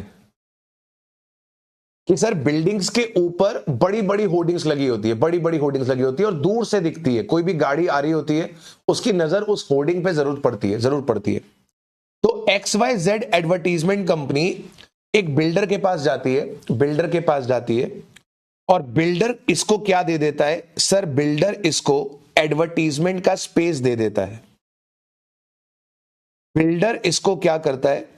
बिल्डर इसको होर्डिंग का स्पेस दे देता है in the on the terrace of building in marine drive. ठीक है, ये बिल्डर है ऑफ मरीन ड्राइव, बिल्डर है इन मरीन ड्राइव, ये बिल्डर है इन मरीन ड्राइव। और ये मेरे को क्या करता है सर? ये मेरे को होर्डिंग स्पेस दे देता है on the terrace of building. अभी प्लीज मेरी चीज को समझना आपको इस पर्टिकुलर सिचुएशन में आपको कितनी सर्विसेज दिख रही हैं? इस पर्टिकुलर सिचुएशन में आपको कितनी सर्विसेज दिख रही हैं? सर इस पर्टिकुलर सिचुएशन में there are two services.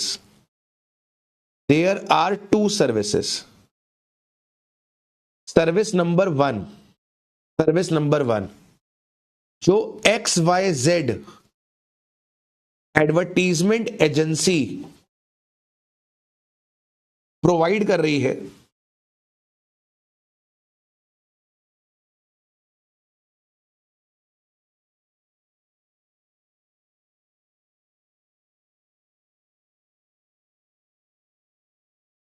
To J private limited. एक सर्विस है जो अपने पास XYZ प्रोवाइड कर रहा है। एक सर्विस है जो XYZ प्रोवाइड कर रहा है, किसको? जो XYZ प्रोवाइड कर रहा है जे प्राइवेट लिमिटेड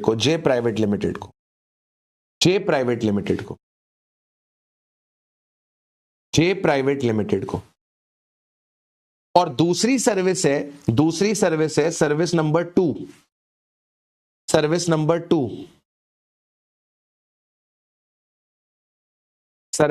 टू जो बिल्डर प्रोवाइड कर रहा है,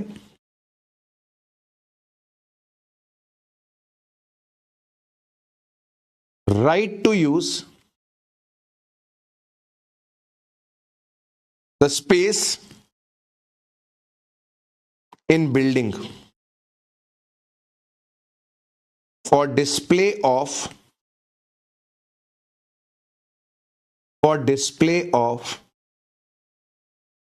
advertisement, for the display of advertisement।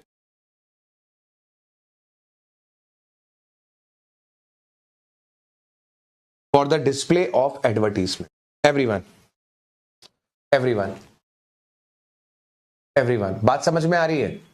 यहां पर आपको दो सर्विसेज दिखाई दे रही हैं। एक सर्विस आपके पास है जो JSA क्लोथिंग ब्रांड को मिल रही है, एडवर्टीजमेंट की सर्विसेज जो कि XYZ प्रोवाइड कर रहा है मरीन ड्राइव में उनकी होर्डिंग लगवा के, मरीन ड्राइव में उनकी होर्डिंग लगवा के। और दूसरी सर्विस है जो बिल्डर XYZ को दे रहा है इनकी होर्डिंग लगवाने के लिए, इनको होर्डिंग की स्पेस प्रोवाइड कर रहा है, होर्डिंग की स्पेस प्रोवाइड कर रहा है। अब समझना बात को, समझना बात को। जो आपकी सर्विस नंबर 2 है, जो आपकी सर्विस नंबर 2 है, जहां पर होर्डिंग स्पेस आपको दिया जा रहा है, ये किसके हिसाब से गवर्न होगी? सर ये गवर्न होगी एज पर सेक्शन 12(3).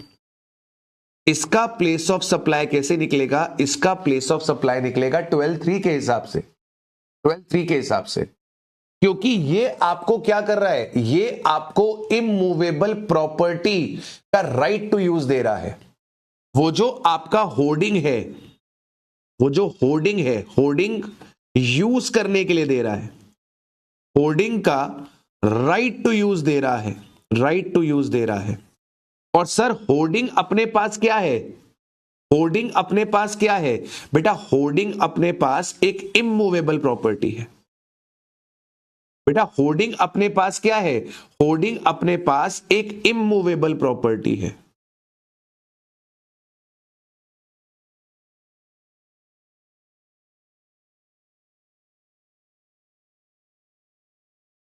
होर्डिंग अपने पास क्या है? एक इमूवेबल प्रॉपर्टी है। तो प्लेस ऑफ सप्लाई क्या बनेगी? प्लेस ऑफ सप्लाई क्या बनेगी? प्लेस ऑफ सप्लाई बनेगी location of property, location of property, that is Mumbai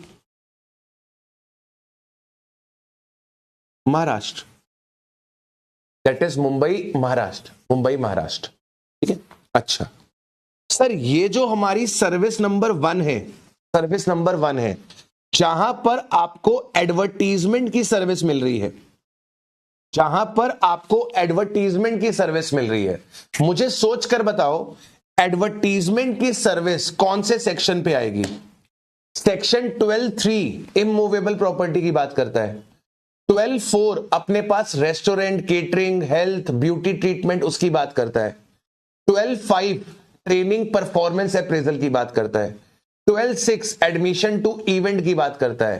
12(7) आपके पास ऑर्गेनाइजिंग द इवेंट की बात करता है। 12(8) आपके पास ट्रांसपोर्टेशन ऑफ पैसेंजर की बात करता है। 12(8) ट्रांसपोर्टेशन ऑफ गुड्स की बात करता है। 12(9) आपके पास ट्रांसपोर्टेशन ऑफ पैसेंजर की बात करता है। 12(10) ऑन बोर्ड सर्विस की बात करता है। 12(11) टेलीकम्युनिकेशन की बात करता है। 12(12) बैंकिंग की बात करता है। 12(13) इंश्योरेंस की बात करता है। 12(14) एडवर्टीजमेंट की बात तो करता है, 12(14) एडवर्टीजमेंट की बात तो करता है, लेकिन 12(14) में एडवर्टीजमेंट किसका है? केवल गवर्नमेंट का। 12(14) एडवर्टीजमेंट की बात करता है, लेकिन प्रोविजन किसका है? केवल गवर्नमेंट का। तो यहां पर जे प्राइवेट लिमिटेड गवर्नमेंट थोड़े ना है, तो इसके ऊपर 12(14) भी नहीं लगेगा। यानी कि सर इसका प्लेस ऑफ सप्लाई कैसे निकालोगे बेटा? इसका प्लेस ऑफ सप्लाई निकलेगा, इसका प्लेस ऑफ सप्लाई निकलेगा किसके हिसाब से? इसका प्लेस ऑफ सप्लाई निकलेगा जनरल रूल 12(2) के हिसाब से, जनरल रूल 12(2) के हिसाब से। और 12(2) में क्या देखा जाएगा? 12(2) में क्या देखा जाएगा सर? अगर सर्विस रिसिपिएंट रजिस्टर्ड है, देयरफॉर प्लेस ऑफ सप्लाई क्या बनेगी? प्लेस ऑफ सप्लाई बनेगी सर्विस रिसिपिएंट की लोकेशन। और सर्विस रिसिपिएंट किधर रजिस्टर्ड था? दिल्ली में। सर्विस रिसिपिएंट कहां पर रजिस्टर्ड था? दिल्ली में। केस समझ में आया बाबू? केस समझ में आया? केस समझ में आया? हाँ सर केस समझ में आ गया, केस हमको समझ में आ गया, बिल्कुल इजी केस था। पर किताब में कहां दे रखा है? ये देखो किताब में ये 12(3) के नीचे दे रखा है। किताब में ये 12(3) के नीचे दे रखा है। 12(3) ये देखो, मैंने एक नोट लिखवाया था आपको कि ये हम करेंगे आफ्टर कंप्लीटिंग 12(14), लिखवाया था आफ्टर कंप्लीटिंग 12(14). क्यों लिखवाया था? क्योंकि मैं ये चाहता था कि पहले आप सारे पॉइंट्स पढ़ लो, पहले आप सारे पॉइंट्स पढ़ लो और उसके बाद आप देखो कि ये सर्विस कहां पर फॉल करने वाली है। चलिए पहला पॉइंट पढ़िएगा, पहला पॉइंट पढ़िएगा, पहला पॉइंट पढ़िएगा।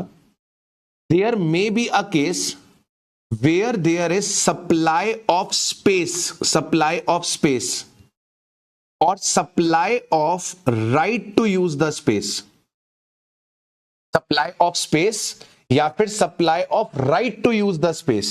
फोकस करो वर्ड स्पेस, यहां पर किस चीज की सप्लाई हो रही है सर? यहां पर स्पेस की सप्लाई हो रही है, स्पेस की सप्लाई हो रही है ऑन द होर्डिंग स्ट्रक्चर, जो कि इमूवेबल प्रॉपर्टी है, belonging to the vendor, belonging to the vendor. वो स्पेस किसकी है? स्पेस वेंडर की है। स्पेस किसकी है? वेंडर की है। स्पेस किसकी है? वेंडर की है। और वेंडर ये स्पेस किसको दे रहा है? वेंडर ये स्पेस किसको दे रहा है? वेंडर ये स्पेस दे रहा है एडवर्टीजमेंट कंपनी को। वेंडर ये स्पेस किसको दे रहा है? एडवर्टीजमेंट कंपनी को, for the display of their advertisement on the said hoarding or structure, on the said hoarding or structure. बाबू ध्यान से, यहां पर हमारे एग्जाम्पल के हिसाब से, हमारे एग्जाम्पल के हिसाब से ये कौन सी वाली सप्लाई है? सर्विस 1 की सर्विस 2? जो हमने अभी एग्जाम्पल किया, हमारे एग्जाम्पल के हिसाब से ये क्या है? हमारे एग्जाम्पल के हिसाब से ये सर्विस नंबर 2 है। हमारे एग्जाम्पल के हिसाब से ये सर्विस नंबर 2 है। वेंडर अपनी स्पेस यूज करने की परमिशन दे रहा है, वेंडर अपनी स्पेस यूज करने की परमिशन दे रहा है एडवर्टीजमेंट कंपनी को कि एडवर्टीजमेंट कंपनी तुम अपनी होर्डिंग हमारी स्पेस पे लगा लो। वेंडर अपनी स्पेस एडवर्टीजमेंट कंपनी को दे रहा है कि एडवर्टीजमेंट कंपनी तुम अपनी होर्डिंग, तुम अपना एड हमारी स्पेस पे लगा लो। तो यहां पर हम स्पेस दे रहे हैं, स्पेस दे रहे हैं, जगह दे रहे हैं, right to use the hoarding, right to use the property दे रहे हैं। Place of supply of service provided by way of supply of space on a hoarding or a structure for the advertising or for the grant of rights to use the hoarding or structure for the advertising, in this case would be the location where such hoarding or structure is located। बात समझा? बात समझा? बात समझा? आपको ध्यान क्या रखना है? आपको ध्यान ये रखना है कि अगर हम स्पेस का राइट टू यूज दे रहे हैं, फोकस कहां पर करना है? फोकस करना है right to use the space. Focus कहां करना है? Right to use the space, right to use the space, right to use the space. ठीक है, चलिए अब सर दूसरा केस देखिए। There may be another case where the advertising company wants to display its advertisement on the hoarding or the billboard at a specific location, availing the services of a vendor. The responsibility of arranging the hoarding or the billboard lies with the vendor, who may himself own the structure or may be taking it on rent or the right to use basis from another person. The vendor is responsible for the display of the advertisement. The vendor is responsible for the display of the advertisement company at the said location. Such services provided by the vendor to the advertising company are purely in the nature of advertisement, in respect of which the place of supply shall be determined in terms of section 12(2) of the IGST. ये यहां पर क्या है? Service number 1। ये यहां पे क्या है? सर्विस नंबर 1 कि भैया हमको मरीन ड्राइव पर ही अपना ऐड चलवाना है, हमें मरीन ड्राइव पर ही अपना ऐड चलवाना है। अब इसके लिए एडवर्टीजमेंट कंपनी ने होर्डिंग्स अरेंज करी और होर्डिंग्स अरेंज करने के बाद उन पे क्या किया? अपना ऐड डिस्प्ले कर दिया। ठीक है, चलिए मालिक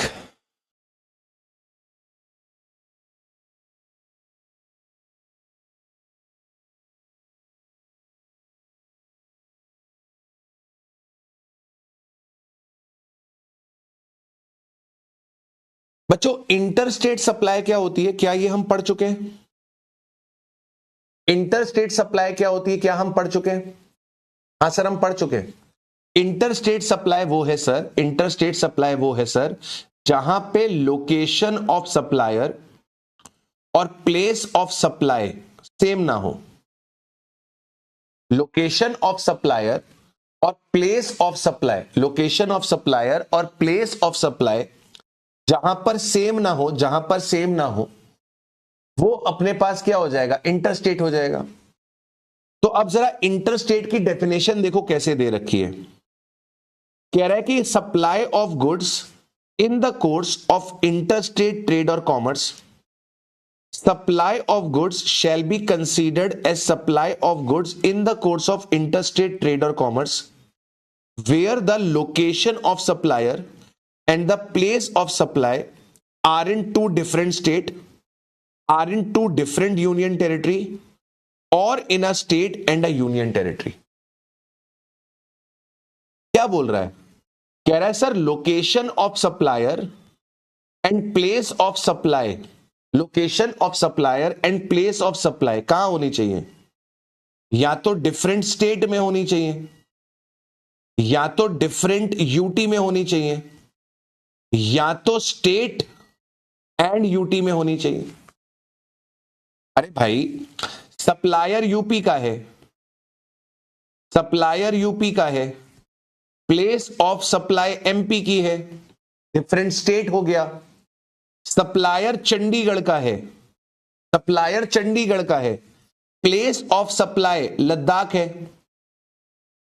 प्लेस ऑफ सप्लाई लद्दाख है, डिफरेंट यूनियन टेरिटरी हो गई। सप्लायर यूपी का है, प्लेस ऑफ सप्लाई चंडीगढ़ हो गई, तो एक स्टेट है और दूसरा यूनियन टेरिटरी है, दूसरा यूनियन टेरिटरी है। ये ट्रांजैक्शन क्या हो गए? इंटर स्टेट हो गए। सप्लाई ऑफ सर्विस के लिए देखो क्या लिखा हुआ है, supply of service shall be considered as supply of service in the course of interstate trade or commerce when the location of supplier and the place of supply are in two different states, two different UT or a state and UT. अरे sir same ही तो लिखा है। हाँ बेटा same ही लिखा है। Section 7(1) of the IGST act inter state supply of goods बताता है। Section 7(3) of the IGST act supply of service in the course of interstate बताता है। दोनों में बातें सेम लिखी है कि लोकेशन ऑफ सप्लायर और प्लेस ऑफ सप्लाई क्या होनी चाहिए? डिफरेंट स्टेट में होनी चाहिए, डिफरेंट यूटी में होनी चाहिए, या फिर स्टेट एंड यूटी में होनी चाहिए। क्या सर ये हमको याद रखना जरूरी है? नहीं, एग्जाम में नहीं आएगा। तो सर पढ़ा क्यों रहे हो? क्योंकि मॉड्यूल में लिखा हुआ है। क्यों पढ़ा रहे हो? क्योंकि मॉड्यूल में लिखा हुआ है।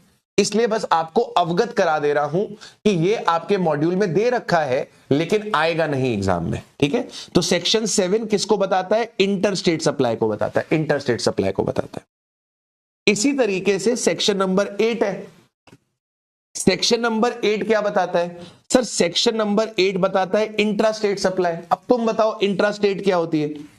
सर इंट्रा स्टेट होती है कि लोकेशन ऑफ सप्लायर और प्लेस ऑफ सप्लाई या तो सेम स्टेट में हो, या तो सेम स्टेट में हो, या तो सेम यूटी में हो, या तो सेम स्टेट में हो, या तो सेम यूटी में हो। मतलब सर अगर सप्लायर अपने पास अगर यूपी का है,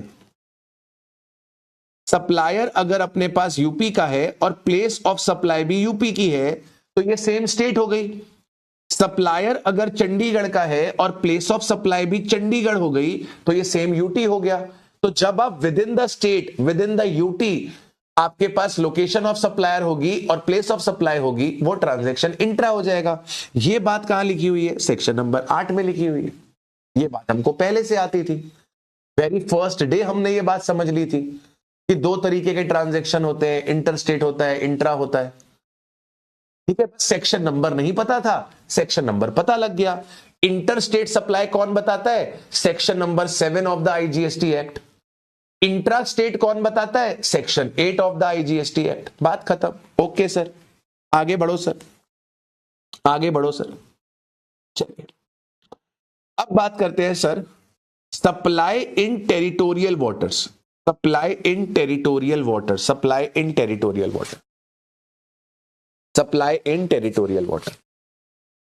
मैंने शायद आपको क्लास में एक चीज बताई थी, शायद, मुझे ध्यान नहीं आ रहा बताया कि नहीं बताया। आप मुझे बताना कि मैंने ये बात आपको क्लास में बताई थी कि नहीं। सर ये इंडिया की ज्योग्राफिकल बाउंड्री है।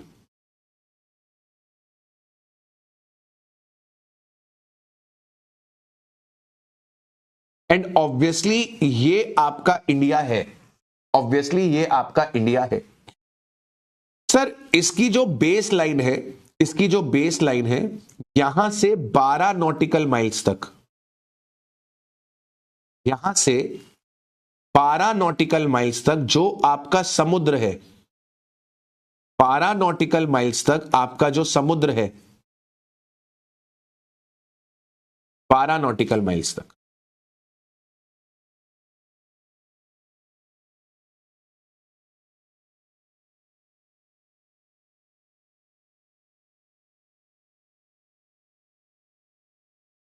बारह नॉटिकल माइल्स तक आपका जो समुद्र है,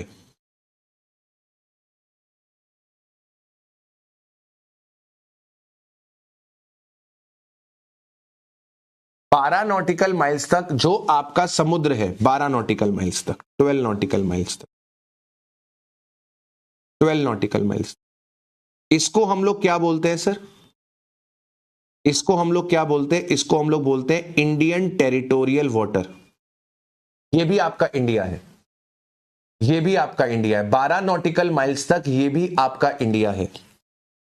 फिर शायद मैंने आपको बताया था कि 24 नॉटिकल माइल्स तक, 24 नॉटिकल माइल्स तक, 24 नॉटिकल माइल्स, 24 नॉटिकल माइल्स तक, 24 नॉटिकल माइल्स तक इंडियन कस्टम वाटर है, इंडियन कस्टम वाटर है, इंडियन कस्टम वाटर है। और 200 नॉटिकल माइल्स तक, 200 नॉटिकल माइल्स तक एक्सक्लूसिव इकोनॉमिक जोन है। एक्सक्लूसिव इकोनॉमिक जोन क्या होता है सर? एक्सक्लूसिव इकोनॉमिक जोन वो होता है जहां पर आप क्या कर सकते हो सर, जहां पर आप क्या कर सकते हो सर, जहां पर आप क्या कर सकते हो सर, जहां पर आप एक्सट्रैक्शंस कर सकते हो सर, एक्सट्रैक्शंस कर सकते हो। आपके जो सी बेड रहते हैं, सी बेड के नीचे मिनरल्स होते हैं, ऑयल होता है, तो आप उन मिनरल्स को, आप उन ऑयल को क्या कर सकते हो? एक्सट्रैक्ट कर सकते हो 200 नॉटिकल माइल्स तक। अपनी बेस लाइन से, अपनी बेस लाइन से 200 नॉटिकल माइल्स तक के ऊपर की जो हवा है, और सर जो आपकी जमीन है, आपका जो पानी है, और जमीन के नीचे की जो रिसोर्सेस है, ये सब किसकी है? ये सब इंडिया की है, ये सब इंडिया की है। तो अब हम समझने वाले हैं कि सर अगर टेरिटोरियल वाटर में सप्लाई हो रही है तो क्या होगा? टेरिटोरियल वाटर में अगर सप्लाई हो रही है क्या होगा? टेरिटोरियल एरिया में सप्लाई हो रही है तो क्या होगा? This section determines the location of supplier and the place of supply when such location of supplier and the place of supply is in the territorial waters. Before that, let us understand the term territorial water. As per UN Convention, Law of the Sea, the term territorial sea is a belt of a coastal water extending at most 12 nautical miles from the baseline of a coastal state. Section 3.2 of the Territorial Water, Continental Shelf, Exclusive Economic Zone and other maritime zone stipulates that the limit of territorial waters in the line every point of which is at a distance of 12 nautical miles from the nearest point of the appropriate baseline. In short, वो आपको ये बता रहा है कि आपके territorial water कहां तक होता है। हमको पता है कि टेरिटोरियल वाटर जो होता है वो 12 नॉटिकल माइल्स तक होता है, मतलब ये भी इंडिया है। जो 12 नॉटिकल माइल्स तक है इसे भी क्या बोला जाता है सर? ये इंडिया बोला जाता है। This is Indian territorial water, this is Indian territorial water.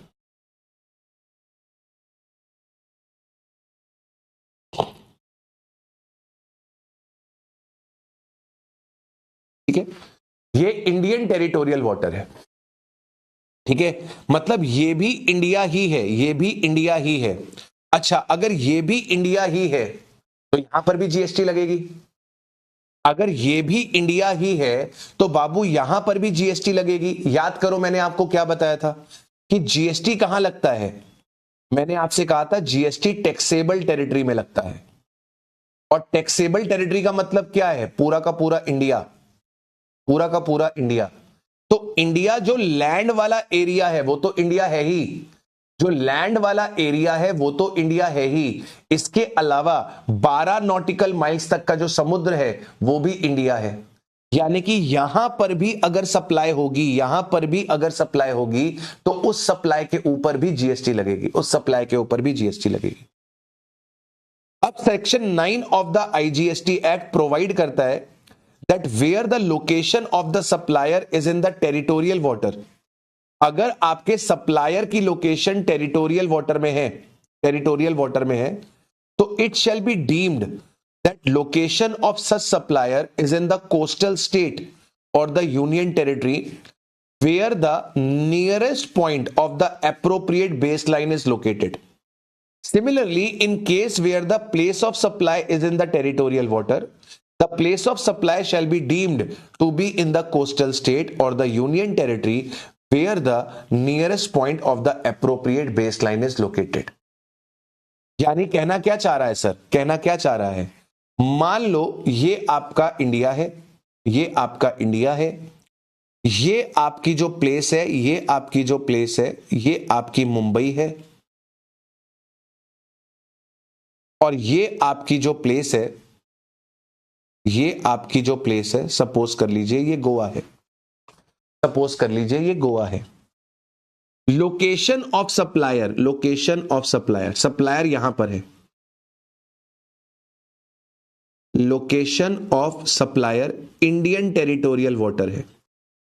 Supplier किधर है, सप्लायर इस वक्त इंडियन टेरिटोरियल वाटर में है, इंडियन टेरिटोरियल वाटर में, समुद्र में है सर, समुद्र में है। कहां पर है इस वक्त, समुद्र में है। कहां पर है इस वक्त, कहां पर है इस वक्त, समुद्र में है बेटा, समुद्र में। ये देखो ये समुद्र, समुद्र में है, समुद्र में है। अभी प्लीज मेरी बात को समझना, प्लीज मेरी बात को समझना, मैं कहना क्या चाह रहा हूं, मैं कहना क्या चाह रहा हूं, मेरी बात को समझना। लॉ मेकर क्या कह रहा है सर, लॉ मेकर कह रहा है कि प्लेस ऑफ सप्लाई क्या मानी जाएगी, लॉ मेकर क्या कह रहा है कि प्लेस ऑफ सप्लाई क्या मानी जाएगी, बताओ जी। लॉ मेकर क्या कह रहा है कि प्लेस ऑफ सप्लाई क्या मानी जाएगी, बताओ जी।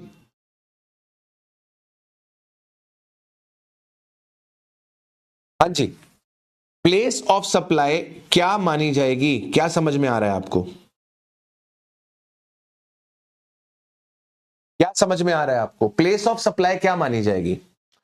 कह रहा है सर, लॉ मेकर कह रहा है, लॉ मेकर कह रहा है कि प्लेस ऑफ सप्लाई वो state, sorry sorry sorry sorry sorry sorry, location of supplier क्या माना जाएगा।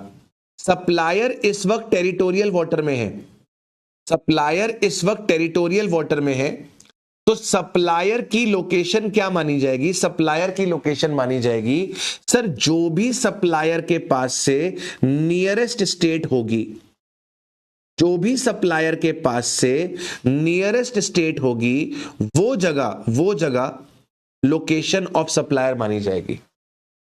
जो भी नियरेस्ट होगा, जो भी नियरेस्ट होगा, मान लो सप्लायर के पास से मुंबई 7 नॉटिकल माइल है,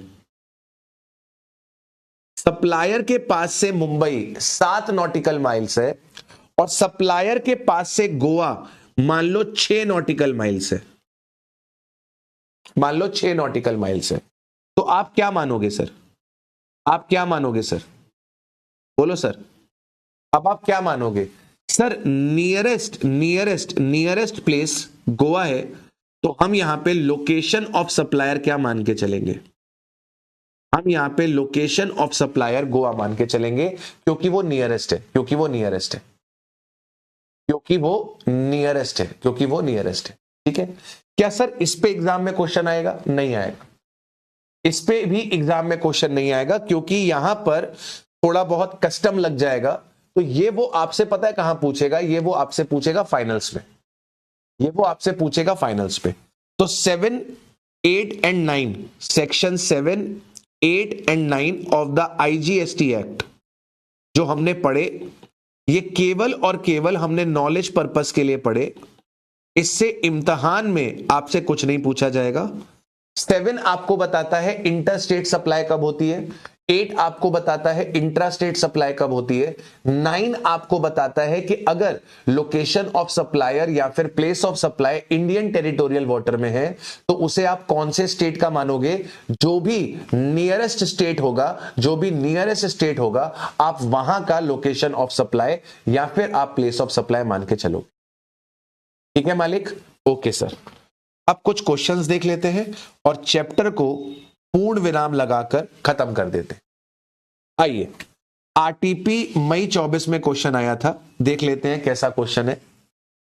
कह रहा है sir with reference to the GST law determine करके बता दो कि प्लेस ऑफ सप्लाई क्या होगा, साथ में रीजन भी दे देना in the following circumstance. Meizu machine limited registered in the state of Andhra Pradesh supplied a machine to Kian Wind Farms registered in the state of Karnataka. तो सर सप्लायर जो है वो आंध्र प्रदेश का है और रिसिपिएंट जो है वो अपने पास कर्नाटक का है। However, the machine was assembled and installed in the windmill of the Kian Farms which is located in the state of Tamil Nadu. Section कौन सा लग रहा है? 10(1)A मूवमेंट की बात करता है, 10(1)B आपका बिल टू शिप टू है, 10(1)C डिलीवरी की बात करता है, 10(1)CA ओवर द काउंटर की बात करता है, 10(1)D असेंबली और इंस्टॉलेशन की बात करता है, 10(1)D। तो यहां पे 10(1)D लग जाएगा, 10(1)D लग जाएगा। सर जहां पर आपने गुड्स को इंस्टॉल किया है, असेंबल किया है, वो जगह प्लेस ऑफ सप्लाई बन जाएगी। हमारे केस में इंस्टॉलेशन कहां पर हो रहा है? तमिलनाडु में हो रहा है, तो तमिलनाडु को ही प्लेस ऑफ सप्लाई बना दिया। ठीक है, इसके बाद अगला आता है discuss briefly the place of supply of goods purchased over the counter, goods purchased over the counter in one state and transported to another state by the buyer. Over the counter अगर आपने goods purchase करे हैं, over the counter अगर आपने goods purchase करे हैं तो उस केस में क्या होगा? तो यहां पर आपका एक नया सेक्शन आया था 10(1)CA, यहां पर आपका एक नया सेक्शन आया था 10(1)CA कि अगर हमने ओवर द काउंटर अनरजिस्टर्ड व्यक्ति को, अगर हमने ओवर द काउंटर अनरजिस्टर्ड व्यक्ति को सप्लाई करी है, ओवर द काउंटर अगर हमने अनरजिस्टर्ड व्यक्ति को सप्लाई करी है और उसका हमें एड्रेस अवेलेबल है तो प्लेस ऑफ सप्लाई क्या बन जाएगा? Location of recipient. और अगर एड्रेस अवेलेबल नहीं है तो प्लेस ऑफ सप्लाई क्या बन जाएगा? Location of supplier, location of supplier. ठीक है, इसमें थोड़ा सा बैकग्राउंड दिया है, आप रीड कर लो, ये बैकग्राउंड आपको मेंशन करने की जरूरत नहीं है। ठीक है, यहां पर ये थोड़ा सा बैकग्राउंड दिया गया है, ये थोड़ा सा बैकग्राउंड दिया गया है। आप ये बैकग्राउंड मेंशन नहीं भी करोगे तो चलेगा, आप ये बैकग्राउंड मेंशन नहीं भी करोगे तो भी यहां पर चल जाएगा। मैं आपको समझा देता हूं। There are the cases where unregistered person purchase the goods over the counter in one state and thereafter transport the goods to another state. For instance migrant worker, tourist who come to a state for a work, tourism and purchase the goods in that state to take it to their respective state. Similarly, in automobile sector, residents of a state may travel to another state to purchase the vehicle from that state to take the advantage of lower registration charges and road tax, which vary from state to state, and thereafter take the vehicle to their state. ये इन्होंने background बता दिया, अगर आप background नहीं भी बताओगे तो भी चलेगा, बैकग्राउंड नहीं भी बनाओगे तो भी चलेगा। Where the supply of good is made to a person other than registered person, The place of supply shall be the location as per the address of the said person recorded in the invoice issued in respect of the said supply, and the location of supplier where the address of the said person is not recorded in the invoice. For this purpose, recording of the name of the state of the said person in the invoice shall be deemed to be the recording of the address of the state person. ये आपका बस main section है, आपको बस ये main यहां पर coat करके चलना है, ये आपको बस यहां पर कोट करके चलना है, ठीक है। क्वेश्चन नंबर 3 में 2 सप्लाई नहीं होंगी, नहीं होंगी, क्यों 2 सप्लाई क्यों है? मैं आपको मशीन बेच रहा हूं और उस मशीन का इंस्टॉलेशन होगा, तो जब तक मशीन इंस्टॉल नहीं होगी तब तक सेल पूरी नहीं होगी। इंस्टॉलेशन का कोई अलग से एग्रीमेंट थोड़े ना है, इंस्टॉलेशन का कोई अलग से एग्रीमेंट थोड़े ना है। मशीन की सप्लाई तभी पूरी होगी जब मशीन इंस्टॉल हो जाएगी, और इंस्टॉलेशन तमिलनाडु में हो रहा है तो प्लेस ऑफ सप्लाई तमिलनाडु बनेगी, ठीक है।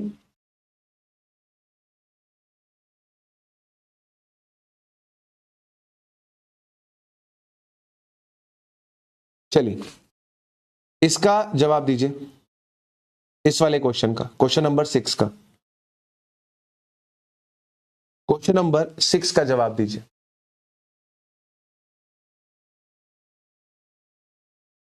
जी श्याम, 12-10 में आएगा वो।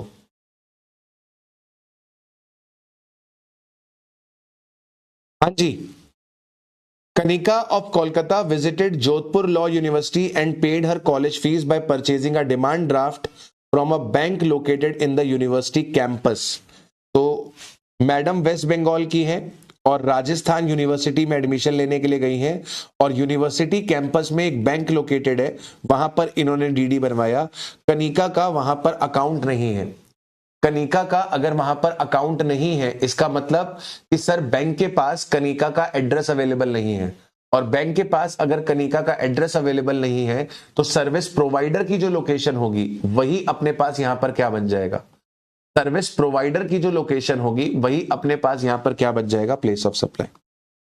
तो यहां पर सर्विस प्रोवाइडर का लोकेशन यानी कि राजस्थान जोधपुर आपके पास बन जाएगा प्लेस ऑफ सप्लाई।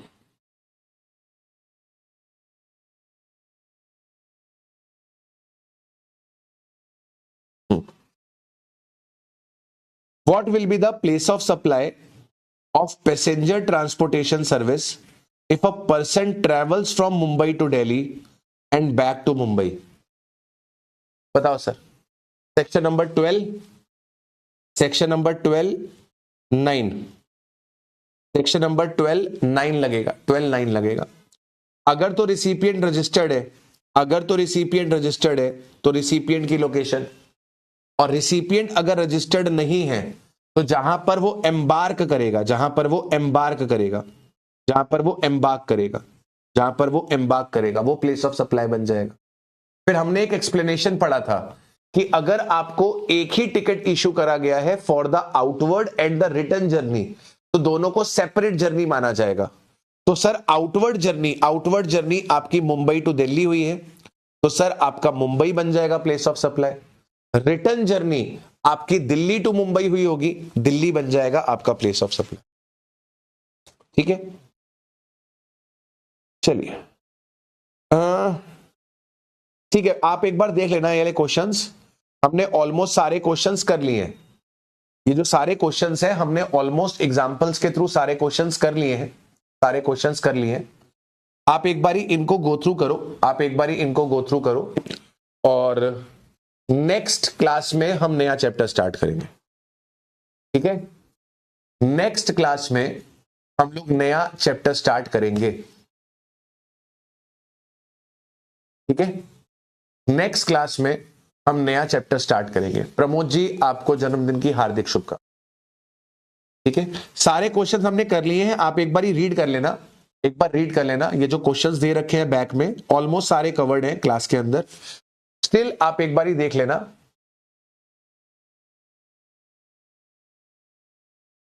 ठीक है। सुब्रजीत कभी कभी ना टीचर की भी तारीफ कर देनी चाहिए कि वो आपको टफ चीजें आसानी से करा देता है। तब से कह रहे हो जीएसटी इजी है, जीएसटी इजी है, जीएसटी इजी। कुछ पढ़ाने वाले को भी क्रेडिट दे दो यार। हाँ, बच्चा क्या कह रहा है? बच्चा कह रहा है सर सर्विस रिसिपिएंट रजिस्टर्ड हुआ तो ओवर द काउंटर में पीओएस जहां रजिस्टर्ड है वही होगा क्या? देखो, अगर कोई व्यक्ति रजिस्टर्ड है तो हमें पहले ही पता चल जाएगा ना कि सर गुड्स कहां पर जाने वाले हैं। अगर अगर कोई व्यक्ति ओवर द काउंटर में अगर हम रजिस्टर्ड रिसिपिएंट को माल बेच रहे हैं, अगर हम रजिस्टर्ड रिसिपिएंट को माल बेच रहे हैं तो आपका अगर मूवमेंट है तो आपका 10(1) ए लग जाएगा। ठीक है। अगर बिल टू शिप टू है तो 10(1) बी लग जाएगा, बिल टू शिप टू है। और अगर डिलीवरी है तो 10(1) सी लग जाएगा। ठीक है। और अगर आपने ओवर द काउंटर अनरजिस्टर्ड को दिया है, अगर आपने अनरजिस्टर्ड को दिया है तो यहां पर आप हमेशा एक ही सेक्शन लगाओगे 10(1) सी ए, 10(1) सी ए।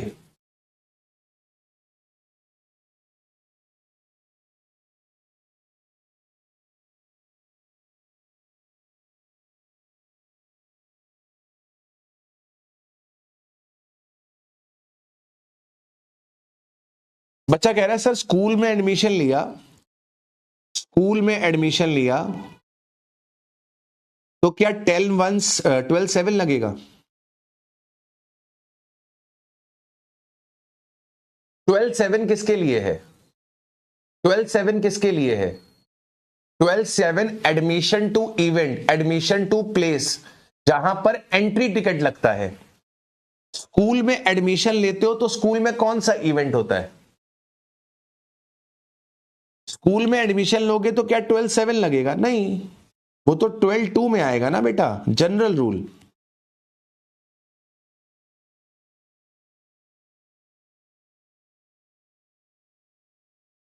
वो एडमिशन टू इवेंट है, एडमिशन टू प्लेस है, स्कूल का एडमिशन थोड़ी ना है उसके अंदर स्कूल के एडमिशन की बात थोड़ी ना हो रही है। रेसिडुअल केस 12(5) और जहां पर टीओएस कैलकुलेट नहीं हो सकता, दोनों में डिफरेंस मुझे ये है कि 12(5) में जनरली जो लोग चोरी करते हैं वो आते हैं, और 12(2) और 3 में आप चोरी नहीं कर रहे हो, डॉक्यूमेंट नहीं है अवेलेबल, उसके लिए हो सकता है। ठीक है। जोमेटो की सर्विसेज आपकी 12(2) में फॉल करेंगी बेटा।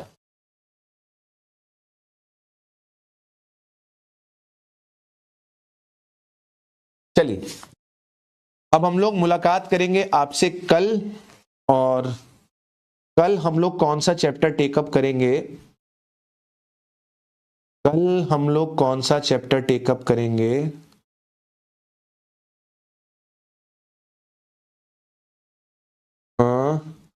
कल हम लोग उठाएंगे चार्ज वाला चैप्टर।